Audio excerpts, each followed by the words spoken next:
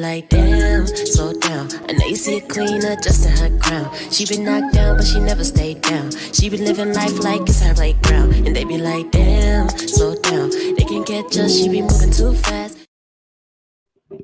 Hey everyone. Hey, y'all. I had to be right on time today because y'all know we're doing our little mid-morning live where we talk about some things. And I really wanted to come on here and give part 2 to what we were talking about on Monday. Now, I wanted to give you guys more details and go into depth about some things because this story is still developing, but it's gaining a lot of traction because the family is trying their hardest to really get this story out, and I feel compelled to help them as well because it's powerful. Now, I want to give you guys an update. I have been talking to the aunt, and I did ask if she would like to come on my channel and do an interview. She said yes. She's just going through a lot, so I'm going to hit her back up today to follow up with her to see when it will be best for her to do an interview. I'm not going to rush her or anything because it's not that serious to me to do an interview. I thought it would be nice because that way she can tell the story from start to finish and provide those details. But I completely understand that some people are just not interview type people and they really cannot do that type of stuff. They rather, other people just talk about it and give their information as they can. So I completely understand. I'm not going to bug her, but just know I have reached out to her and asked to do an interview so that way I don't have to, um, I don't have the risk of getting anything incorrect. Let me just put it like that. Now, let me say hi to everybody in the chat. Hey, Brina. Hey, Cece. Hey, Chris. Hey, Aaron. Yeah, you can stay in the bushes, girl. I know everybody's working. Hey, Miss Brader's Life. Um, but if you guys did not see my live from Monday, we talked about a Cleveland girl who this video of her screaming while she was in the police precinct, screaming, "You guys are not listening," and that she was allegedly not safe at home. And her aunts were trying to advocate and get the custody of the young girl and her brother, which is their nephew. Now, I did tell you guys that the little girl or boy was living with the father and his girlfriend at the time, and there were some very serious allegations of physical abuse and harm taking place in their household. Well, the original aunt that I was talking to was the one that I thought it was only one aunt. Let me put it like that. But that aunt actually got me in the hands of the actual aunt that is actually trying to get custody of the children.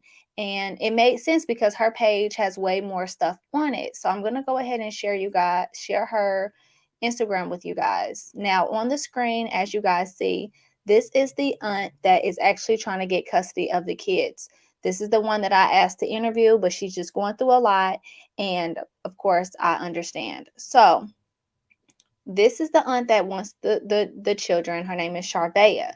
The other aunt that I was talking to was the girl with the red hair. She was also there. So they, to me, in my opinion, seem to be, some fabulous, great aunties, in my opinion. Now, on her Facebook page, when I got her information, I went through it, of course, to read everything and see what she had to say. So I'm going to play you guys the videos just so you guys can understand what the family is saying about what is going on. So I'm going to start with this video. One moment.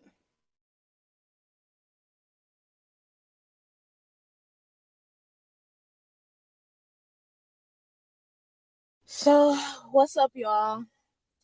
So, as many of you know right now, the video has been put out on the Cleveland Remembrance page if no one has seen it yet about my niece Amira and the abuse that she's dealing with, as well as her brother. So, I'm here because I need y'all help. Like, I really need y'all help. I'm doing all I can on my end to get them back into my custody. But I'm one person. So I'm coming to y'all as open-hearted, as humbly as possible. Like, at this point, I'm begging. I need help. I need you all to call the 4th District Police Commander. I need phone calls to... So, what's up, y'all? It really broke my heart yesterday when I had to send her back to the place where she told me she was being harmed. As an auntie, to hear my niece scream, "Help me, TT," and I could do nothing about it, that really broke me on the inside. I promised her I was coming back for her. And I need help. I need y'all help. Please tag, share this video to whoever you can.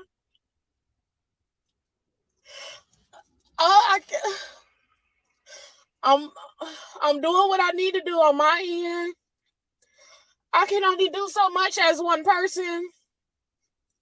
So I'm begging my community. I'm begging y'all. I need help. It really. And my nephew, he's so quiet. He like me. We share the same birthday. So he's just like me, just the male version of me. He's quiet. He's so timid and sweet. And I didn't even know what was happening with him. I was so focused on the baby girl. I didn't find out what happened to him until the hospital call. And y'all, they don't deserve. They deserve better. Their parents failed them.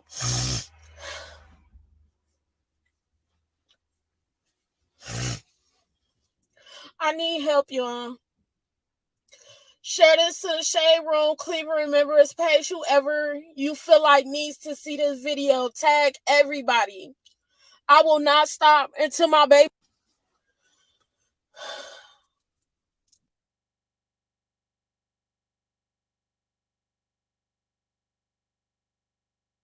Now, that was the first initial video that the aunt came out with, and that was 5 days ago. So since she has, of course, gotten with CPS, like she has gotten very, very far. I wanted to play the first initial video because it speaks volumes to me when we talked about on Monday, how we have to ensure that we give our kids a fighting chance. And when I say I commend this woman, because I don't believe she's too much older than me. She's a young woman. She's only an aunt. Her sister is their mother, who already does not have custody of them. And then the father that has the custody is doing horrible as well. For her to step up and make a promise to her niece, and she said the most powerful words, like, "I will not fail her. I will not break my promise." That is going to be something that her niece and nephew will forever remember. And I say that because when I was growing up, as you guys know, I lived with my dad because my mom was not necessarily fit to have the children that she had, which was me and my siblings. And if it was not for my father or my grandparents stepping up and making promises to little children that were broken, you guys, little children, and it's very emotional to me because it's like a trigger, but very my grandparents made a promise to me and my siblings and was like, we're going to be here for you guys through no matter what. And like I told you guys, it's hard growing up without a mother in your presence. So with them being in this house with their dad's girlfriend, and it's very abusive, and it's a horrible place to be. When they got to their auntie, hearing their auntie say things like, "I promise I'm gonna keep you safe," the auntie essentially has the weight of the world on her shoulders to really fulfill that promise. Now the story gets worse because, of course, the father and the girlfriend know that the children spoke out, and they know that, of course, the sister, the aunt, spoke out. But now the mom is even getting involved. The mom that for unknown reasons does not have custody of her children. Now she's trying to speak out and say that she wants her kids back. So it's really, this story is heartbreaking for it to be, for it to be two little children being subjected to this. Now I'm going to go to the next video where the aunt talks about how she is, how when she reached out to the dad, this is the text. She's talking to the dad, and the dad is saying, "Okay, cool." The dad was allegedly going to give over custody. So he was saying, how do you spell your full name? Type in this paper of attorney paper up. I'll send you a copy to read over before I get it notarized. Let me know what you think. So like I told you guys on Monday, the father does not appear to care about the kids. He was well aware that the aunt wanted the kids. He just did not know that the children were speaking out and saying that they were abused. Once he allegedly got wind of that, he wanted the children back. And, of course, he was granted them back because he is their father. So here's what the aunt had to say. Hold on. I thought I was sharing my screen, y'all. That is horrible. Why y'all didn't tell me y'all couldn't see? This is the text. This is the text where she was showing that proof that the father was going to get the paper notarized so, the aunt could actually get the children. But it never happened. What's up, y'all? I just wanted to come back and give y'all an update on what's going on right now. So far, I've been in contact with a couple social workers or whatever. I got some calls going or whatever. So I got a lot of people doing some footwork. I could still use a lot of help. So please don't stop sharing. Please don't stop doing what y'all doing. I still need help. I still need whoever I can get. Also, I did go downtown and I filed for emergency removal and custody of the children. So now I'm just waiting back to hear back from them once they review the case. So now I'm just waiting. And if I just gotta wait right now. Hopefully I hear back something tomorrow or something. But yeah, I just wanted to give y'all an update. So that's it for right now.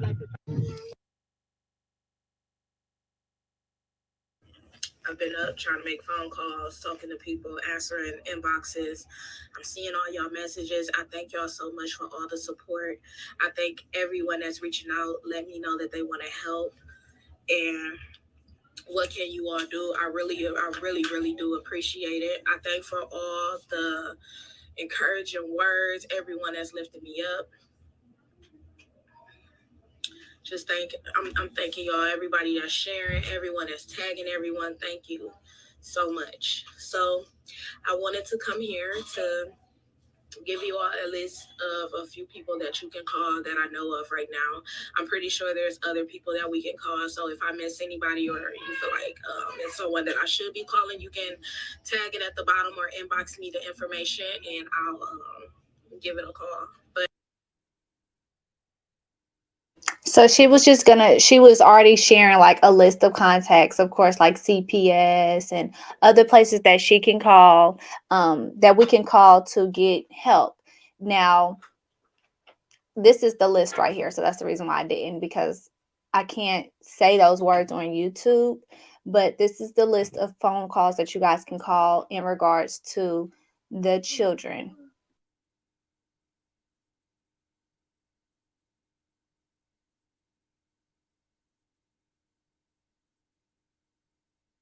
So this is the list. Yes, Summer. She is talking a lot of crap on Facebook, and the sister did have something to say about that. So we're going to get to that as well. Now she continues to give updates. Now this is the one for me that did it for me. This is the police report of what took place. So the caption reads, "But I thought he didn't abuse my niece. She said it out her mouth to the police. Then you turn around and put your hands on her because you mad because she told on him." So basically the aunt, no, or not the aunt, the girlfriend of the father put his hands on the niece. And this is what it reads. Narrative. Father has custody of children that are inside Comp apartment. He sent his girlfriend over to pick them up and they do not want to go with her. Comp also states children are being abused at the father's residence. It says all parties advised to contact CPS and juvenile court in the morning to settle custody dispute. Gwendolyn McCary is the grandmother of Amira. Sharvaya McCary is the aunt of Amira. Danielle Wiggins is the girlfriend of Amira's father. Wiggins has current legal guardianship of Amira and her brother through Franklin County CPS in court due to the father having an open domestic violence and child abuse case in Columbus. Shoago, I don't know how to pronounce this county out there, y'all. That is crazy.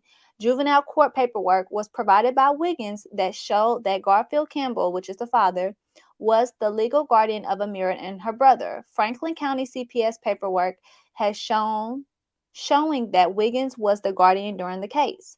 Amira was distraught and told that Wiggins abuses her as well as Garfield, which is the brother. Oh, sorry. Wiggins is the girlfriend. Garfield is the father. I advised the McCarys to go to the county CPS and juvenile court in the morning to sort out the issues. I advised Wiggins to go to the county CPS as well.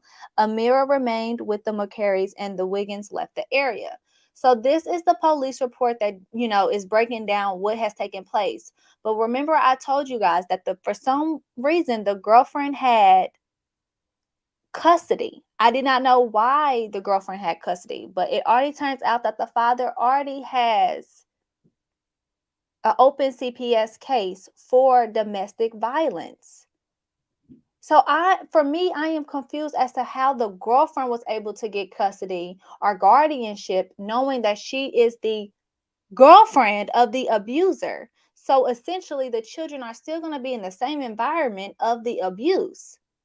Why wasn't the other family called? I don't understand how that happened. I'm going to continue to look into it, because that was another reason why I reached out to the aunt to ask if she wanted to do an interview, because I don't get how that happened. I don't understand.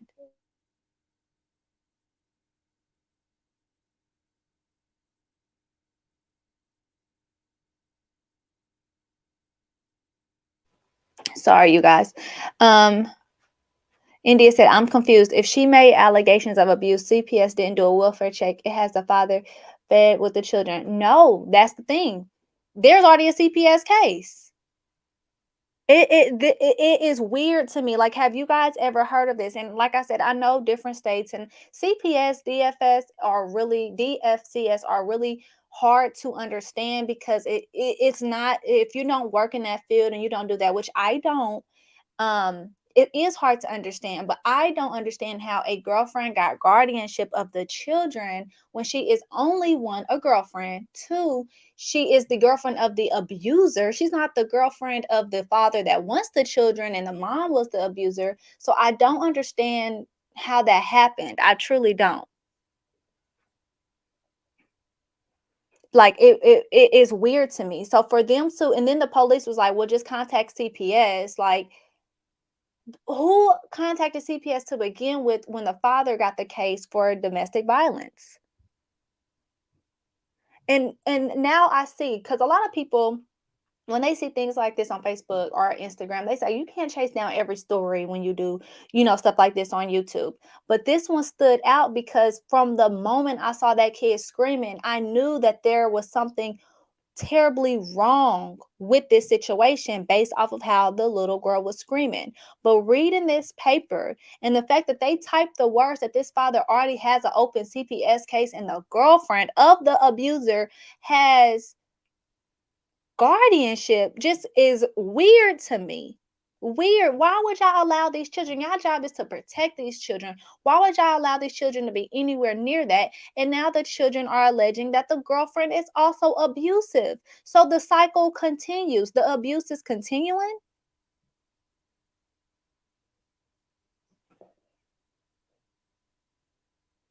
I told you this has been going on for years. I'm in Ohio, and there's so many cases with CPS involved. Wow, Aaron. Wow. India, it doesn't say that. I'm still looking into it. I can't really find everything, because if with children cases, they are locked tight. They don't allow us to, like, if it was adults, I could find things, but with this I can't, because it involves children. So I don't know the address, but I just did not know that you would give guardianship to a girlfriend over contacting next of kin, which are, blood relatives, like grandmothers, like the police report listed, because a grandmother, which is their maternal grandmother, is also involved.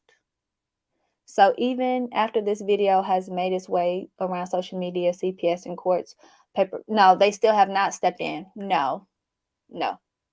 So I'm going to continue with what she has to say next. One second.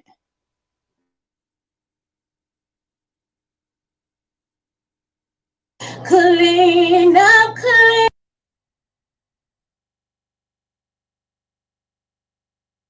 What's up, y'all? I just wanted to give y'all a little update. I still haven't heard anything from the juvenile center, but I did just talk to Councilwoman Gray, and we got a few things in the works. So I will keep y'all posted and updated on that. So keep doing what y'all. What's up, y'all? So this was the update as far as yesterday. No, India. The father has had custody since 2019. I looked up the mother based off of what the sister was posting. I still don't understand why she doesn't have custody, but I will get into that next. What I'm about to play you guys is the video that the aunt posted of the girlfriend talking to the daughter and what the daughter has been saying.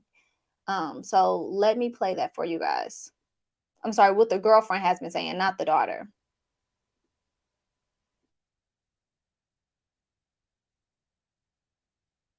Make sure that you are getting the help that you need.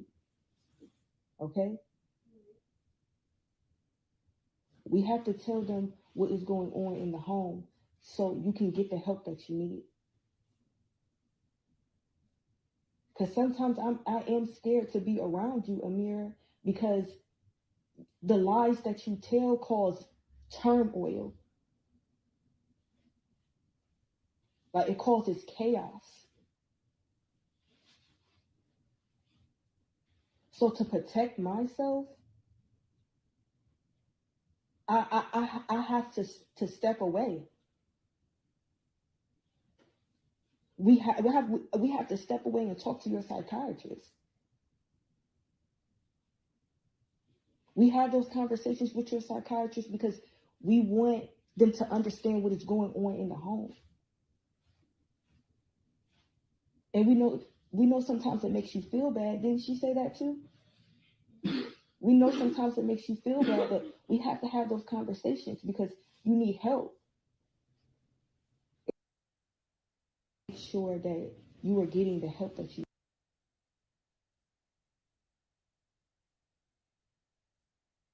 So this was the girlfriend talking to the 11-year-old girl, basically saying, like, we're trying to get you help. We're scared to be around you. Like, gaslighting her. Gaslighting her. First of all, the recording, this was only 1 minute, but the clip is actually like over 30 minutes long.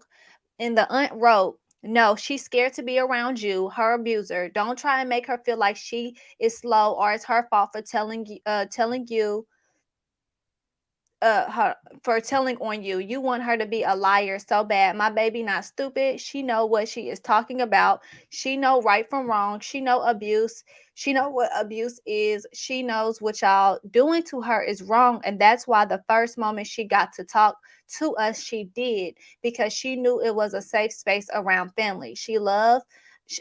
Around the family she loves and loves her back, and she can trust us. Y'all abuse my baby, and I will not let this slide, not for one moment on that.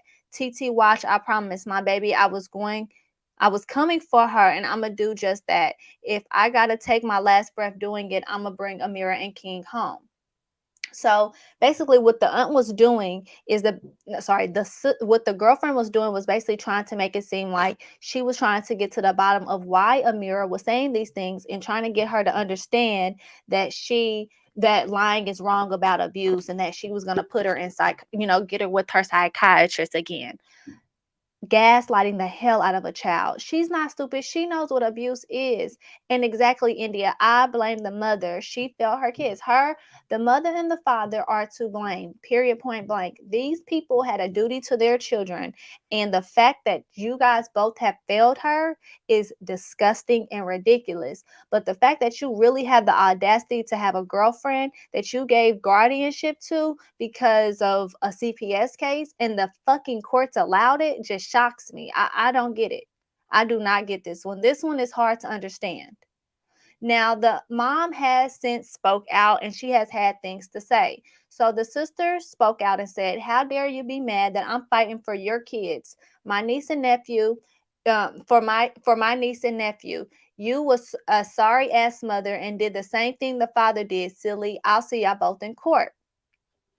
So the sister continues in the status and says, had you been putting up a fight, we wouldn't be here. Had you not set that house on fire, we wouldn't be here. Had you not abused my niece, we wouldn't be here. So at the end of the day, you should be grateful that I'm capable and willing to bring my babies in and care and love them the way y'all as parents never did.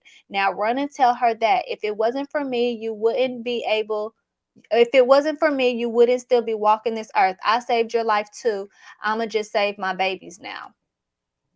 And this is the article that the sister wrote. Now, I went to the article, y'all, 51 minutes ago. It didn't say anything. It's not like the children were in the home. This took place back in 2019, but it was just her, and she suffered burns. I don't know the correlation between all of this.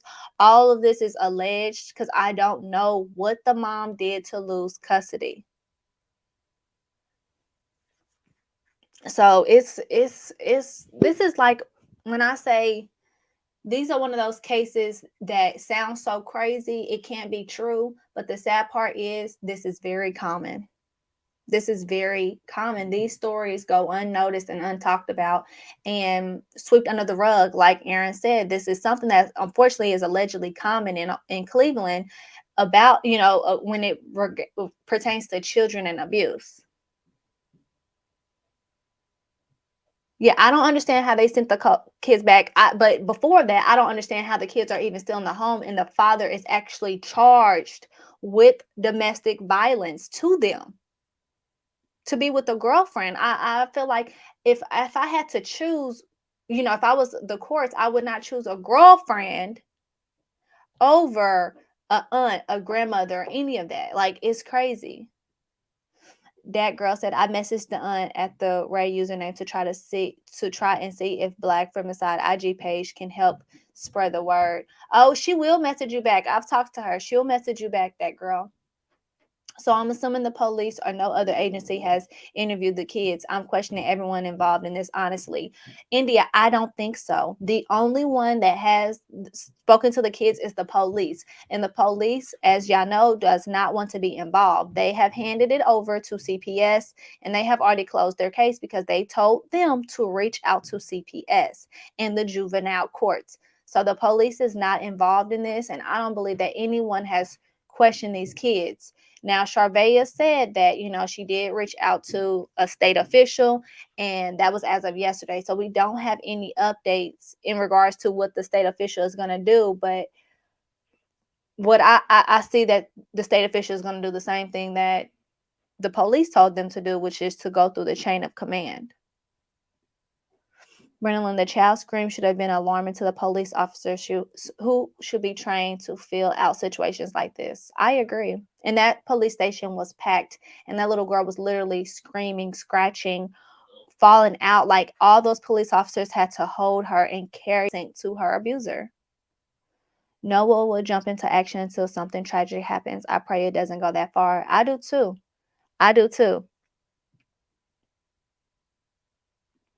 So I don't know if the mom is mentally ill, and I don't know how long the daughter has been seeing a psychiatrist. The only thing that I don't believe that the psychiatrist story is true, like she's actively seeing one. Now, it seems like the girlfriend was just trying to say those type of things to mind fuck the little girl that she's crazy, and to show the world that this little girl is crazy, because the world isn't sensitive to children, especially not little Black children. So if they see how she's acting, and then you throw out things like, oh, she has, we're scared of her, she's in she sees a psychiatrist, the validity goes out the window. So a part of me, when she said it, I was just like, bitch, like, literally, that's what I said. I'm like, bitch, you full of shit, because I don't see that. And if the little girl does have a psychiatrist, it's because of her fucked up parents. When I was little, I had a psychiatrist. I'm not crazy. I'm not out here hurting people. My father wasn't scared of me, but he knew I needed to talk to someone about my feelings, about how I grew up and what I seen and what I was subjected to. So even if she had one, the way that she said it, she didn't say it from a caring place. She said it from a place of, you're fucked up. Now, when the abuse first reported, this was back in 2020. So they have not lived with their father long, and the girlfriend has only had guardianship for about 12 months. Yes, the aunt did. When the children came with her, she initially she contacted the police and CPS. There was nothing done. There was there was nothing done. This is per her records. Once the aunt started posting on Facebook, now this is what I believe because when I looked at the aunt's Facebook, it matched up. Once the aunt started to post on Facebook that she has temporary custody or she's trying to gain temporary custody and she would like help with shoes and clothing items, that is when I believe the father got involved and was like, okay, so what's going on? And she told him I would like custody, and he was cool with it until boom, now it's rumors going around that the daughter is saying that y'all abused her. So I'm not sure if the aunt and grandmother approached the father or if someone if they spoke to a friend and then the friends this to the daddy. That part I don't understand how the father got wind that the abuse allegations were out. And that is what triggered the downhill spiral because he was on board at first.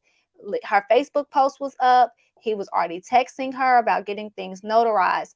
I don't know how exactly he found out about the abuse allegations, which made him hurry back. Because remember, she was watching the children because him and the girlfriend was out of town.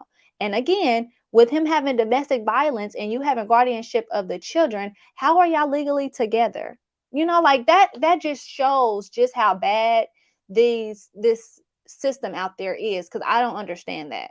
Yeah, you're abusive, so the kids can't be with you, but they can be with your girlfriend, and you and your girlfriend can still be boyfriend and girlfriend. I don't get it. It's not making sense to me. I also suggested that they contact the state police. In my message, the aunt may have to seek an attorney. She needs help. Like when she was on there and she said she knows little to nothing, I truly believe her. Shit, a lot of us don't. If I need to take my nieces right now, I could honestly wholeheartedly say I wouldn't know too much about who to contact, because if they're saying that they're allegedly being abused, I would call CPS. But if CPS isn't returning my calls or doing anything, I really wouldn't know what to do besides call the police. But then the police is telling me to call CPS. I'm fucking confused. It doesn't make any sense. I've never seen a case, let me put it like that. I've never seen a case be handled like this. Not to the point where this isn't the first time that the daughter has said, and it's been proved that, that people are putting their hands on little children over there. But yet y'all want the parents to go through all these other things, the family to go through all these little things. But what did y'all make the girlfriend go through? And again, why is the mom talking shit on Facebook? I'm going to come back later on tonight and show y'all what the mom was saying. But I did not want I didn't want to feed the beast, because I don't have respect for it. Because at the end of the day, if you was doing your part, your children should be with you. Like, don't get on Facebook now crying, because you should have did your part in making sure that your children was in safety at all times, and safety would have been with you. The aunt is definitely needs an attorney. That should be her top priority at the moment. Yeah, when I talk to her again, I'm gonna tell her, because, and maybe it's a financial thing, I don't know, but I've never seen people be treated this way. Like, it's crazy to me. Or not even people, children be treated this way, because I thought that these allegations are serious, especially if y'all still talking about abuse, and we know for a fact that the father and the girlfriend are still together, and the father already put his hands on you before.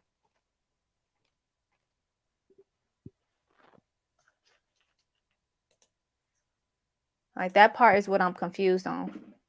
Yeah, I would have been in jail for kidnapping too. I wouldn't have went to no precinct, girl. They would have been in my house under some blankets hiding, because I don't get it. India, I agree. She needs to get an attorney to get things moving. Now I think there was a video where she did talk about getting somebody pro bono. So hold on, I think that is on here, and let me not miss it. I think it's this video. I've watched so many videos, y'all. Hold on. What's up, y'all? Good morning. Just wanted to give y'all a little quick update. Right now, I'm actually on hold and waiting to get in contact with someone from legal aid so that I can get more advice on how I should go about this situation. I'm still waiting to hear from somebody from the juvenile detention center pertaining to the emergency custody that I filed. I've been on and off the phone with Councilwoman Gray. I've still been making phone calls. I still need y'all to continue to make y'all phone calls and voice your concerns. Please continue holding. So that's about it right now on the update I got. I really do appreciate everybody and what y'all doing. Continue to do what y'all doing. Continue to send the uplifting words that y'all sending. And let's continue to shine light on this situation until King and Namir is back into a safe home and in a safe custody. Y'all have a great day. What's up, y'all? Good morning. Just wanted to...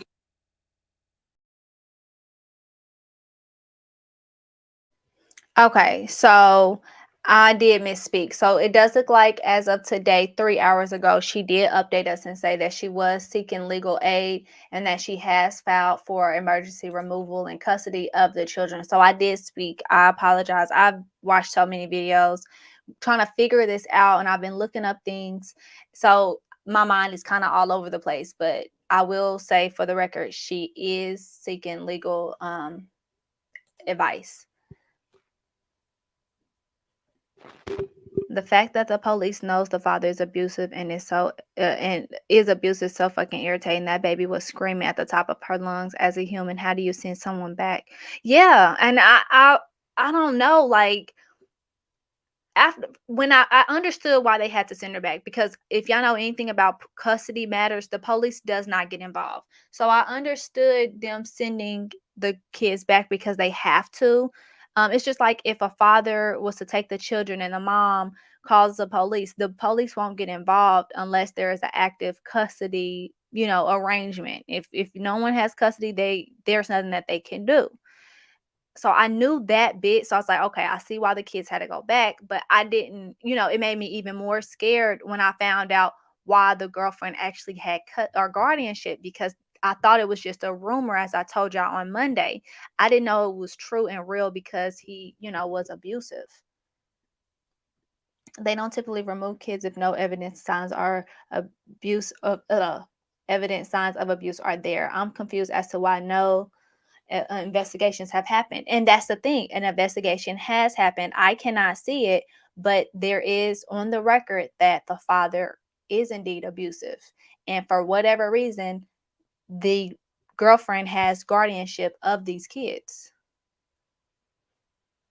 No, no, he doesn't. There is nobody that has been called besides the people that they have called for CPS, and those CPS people have not called them back nor removed the children. Now, from my understanding with CPS, I don't see them calling the aunt back. If they did make any contact, I believe it will be with the guardian, which is the girlfriend. And that could be where that video comes into play, where she's trying to basically coerce the little girl into saying that she's lying about the abuse. That could be where that comes into play. But from what the aunt is saying, no, she is the only one making calls. No one is making calls back to her except for now the councilman. And now she has gotten legal aid. But CPS, she has said, has not gotten in contact with her. And that's why she had that list of numbers to call, because this has been going on for a week, over a week. I thought my kid relatives were naturally slim, only to find out last summer they were withheld food by our girlfriend back in the 90s. The now adult told me they were scared to tell back then. Wow. A lot of people were scared. Yeah. She did. When they were in the police station, they did show, or allegedly, they showed the police the bruises and all that. And as y'all see for the police report, the police told her to call CPS, and they have, and CPS has not done anything, allegedly. So she just needs to take the legal route at this point and hope nothing happens in the meantime. I pray that nothing happens, but from hearing that video, which I need to know how she even got the video, I don't understand that part either. I truly am scared because abuse comes in many forms, and it could be more than physical, because the way that that lady said, like, yeah, I'm scared to be around you. That's psychological abuse right there. Like, you're not scared to be around this girl. Now you're telling this girl that when you're putting your hands on her, it's because you're defending yourself because she's some type of problem. And I just don't believe that. I don't. This little girl ain't hurting you. It is very disturbing and confusing because I've never, if it wasn't for people in the comments and the other aunt was sharing, like, screenshotting other people's testimonies and saying, like, y'all, this happens all the time out here. And for Aaron to say it, that's the only reason why I'm sticking to, like, with the story. Because if it was any other time, I'd be like, okay, yeah, y'all doing something wrong. This ain't making sense. Let it go. But y'all mean to tell me that this is common where y'all live? Like, CPS really not helping y'all? The police really not helping y'all? Nothing? I'm shocked. I'm fucking shocked. Yep, I was confused about the video as well. So the girlfriend sent it to the aunt. She's 11 years old. Why the fuck can't she just decide for herself who she wants to live with? Exactly. And the fact that y'all made the decision for her to get guardianship through a girlfriend, like, I'm not letting it go. A girlfriend? She's not a wife. She's not a fiance, but a fucking girlfriend? A girlfriend gets guardianship of kids? Was there any trial? Was there any contact made to the other family before y'all did this? Like, I have so many questions. And like I said, I don't want to bug the auntie and, come off as insensitive. But in order for us to get this story out, we really have to know the story so we can bring awareness to it. Because if this is really a issue from, the court standing, they need to be held accountable too, because anything that happens while the children are in the care of these abusers will fall back on them. Girl, if CPS can fail a little white boy in foster care, they ain't gonna help our people. Wow. Girl, they got some lazy ass caseworkers. Lazy. Another place I can't visit. Another place. And if y'all did not know, Cleveland, Ohio is very racist. My family is from there, and no good things. They never say good things about Cleveland, Ohio. I'm not from there, but my dad is, and he's never said good things about Cleveland, Ohio, ever.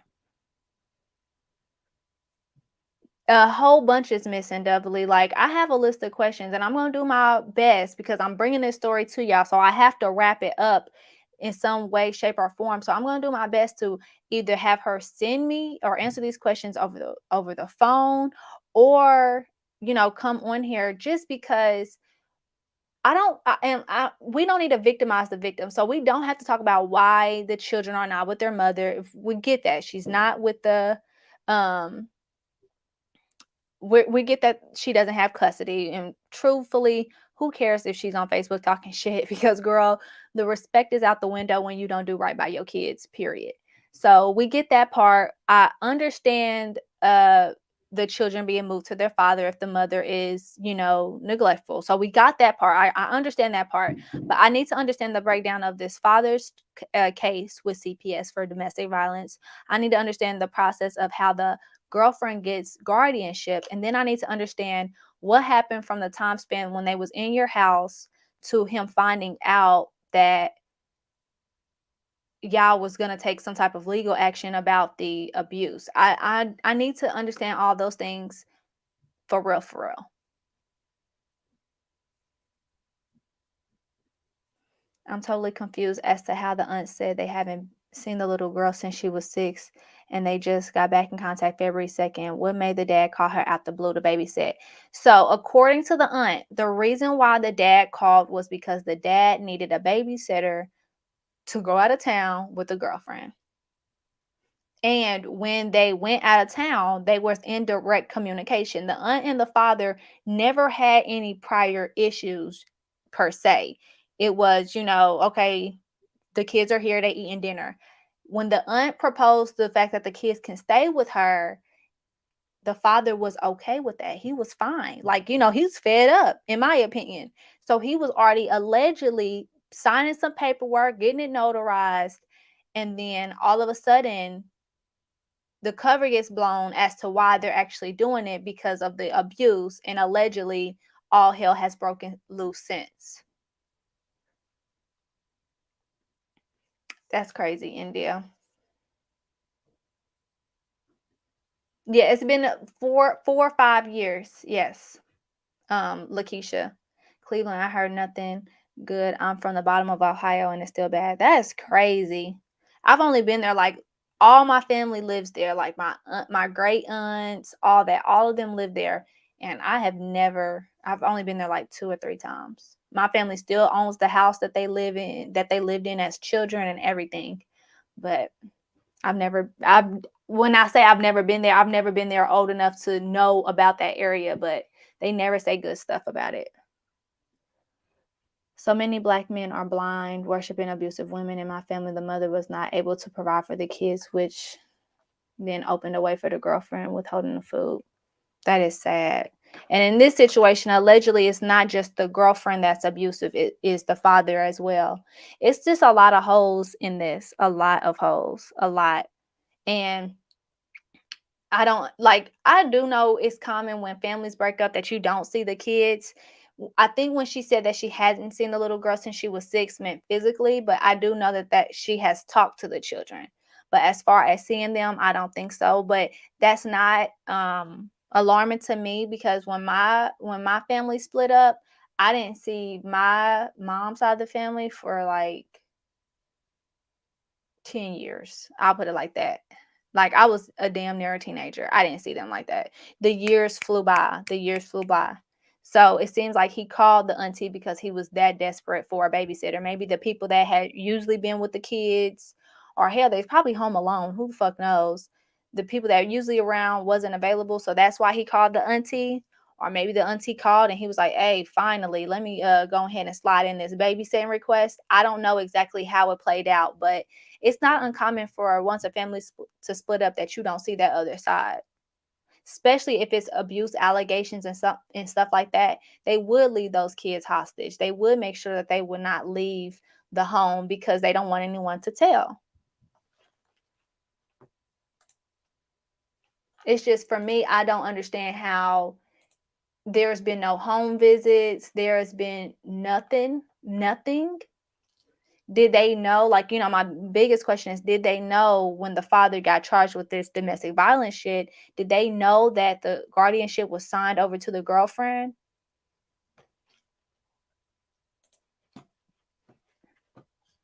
It's just, this one is really hard. But I'm going to do my best to cover the story. Like I told you guys, I'm going to probably come back later on tonight. This wasn't even supposed to be long. It was supposed to be like a 30-minute live, just so I can play you guys what the auntie has been saying online. But I'm going to try to come back tonight and hopefully have more information for y'all that is easier to understand, because this is really, really hard to follow. Really, really hard. So what I'm actually going to ask from y'all is, just in case she says that she will just give me some written statements, in the comments after I end this live, can y'all please leave y'all questions in the comments, and I'll do my best. Y'all know when I interview people, I ask people questions. I try to do very well with getting all the questions out. But if there's anything in particular that y'all have questions about, comment them below so I can see them, and I will give them to the aunt, just so I can make sure that I'm reporting this story adequately, so we can make sure that we get justice for these kids, okay? So I'm going to end this live here, and I will be back in a few hours to talk to y'all. And thank you. Oh, yeah, thank you, Ms. Marcel. Yo, all props to you. And just be you keep doing what you're doing. And you got a voice. Keep doing what you're doing. And you got a voice.